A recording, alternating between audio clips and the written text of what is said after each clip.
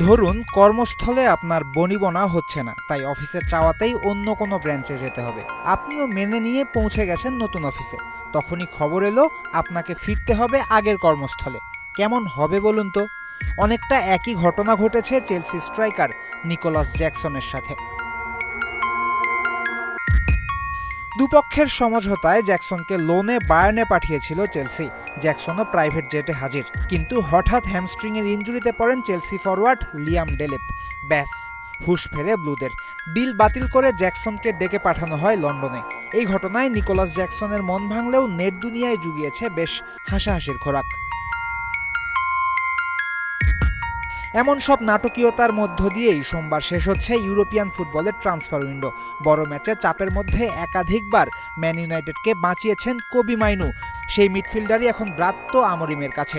ইউরোপের সব রাঘব বোয়ালরা ওকে দলে চাইছে, কিন্তু বড় দলে মাইনুকে পাঠাতে চান না আমরিম। বরং এই সুযোগে ইউনাইটেড করতে চাইছে এক্সচেঞ্জ ডিল। ব্রাইটন থেকে কার্লোস বালেবাকে এনে মাইনুকে পাঠাতে চায় ব্রাইটনে। এদিকে মাইনু চেয়েছিলেন নাপোলিতে যেতে, তবে তার চাওয়া থেকে পাওয়া হলো না। নিউক্যাসলের আলেকজান্ডার ইস্যাক অবশ্য এত কাঁচা খেলোয়াড় নন। এই স্ট্রাইকার গোঁ ধরেছিলেন যে করেই হোক অ্যানফিল্ডে যাওয়া চাই। Deal lock. লিভারপুলের 130 মিলিয়ন পাউন্ডের অফার মেনে নিয়েছে নিউক্যাসল। জিয়ানলুইজি ডোনারুমা আর পিএসজিতে থাকছেন না তা পরিষ্কার। অতিরিক্ত বেতনের কারণে ম্যান সিটি এই গোলকিপারকে পাওয়ার আশা বাদ দিয়েছে। এই সুযোগে চেলসি ডোনারুমার জন্য বিড করবে বলে শোনা যাচ্ছে। শুধু কিপারই চায় না চেলসি, ব্লুদের আক্রমণ ভাগেও চাই শক্তি। বার্সেলোনার ফার্মিন লোপেসকে অফারও করে ফেলেছে।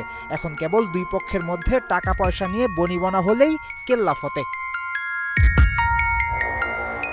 স্পেনে আছে আরো ধামাকা। ভিনি করছেন টালবাহানা। নতুন চুক্তি না করলে ভিনিসিয়াসকে বেচে দিতেও দুবার ভাববে না ফ্লোরেন্তিনো পেরেজের বোর্ড।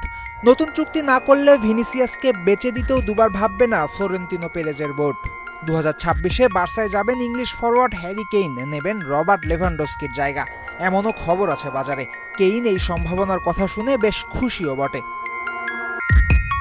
ট্রান্সফার উইন্ডোর ক্লাইম্যাক্সের নাটক সেলুলয়েডের চেয়ে কম উপভোগ্য নয়। একই সাথে প্রতি বছরের এই নাটকে জীবনমুখী শিক্ষাও লুকিয়ে থাকে। নিজের ভালোর কথা চিন্তা করে ক্লাব যেমন খেলোয়াড়দের কথা চিন্তা করে না, একইভাবে নিজের ভালোর কথা ভেবে ফুটবলারও কিন্তু হার্টলেস হতে ছাড়ে না। ফয়সাল হাবিব, ৭১।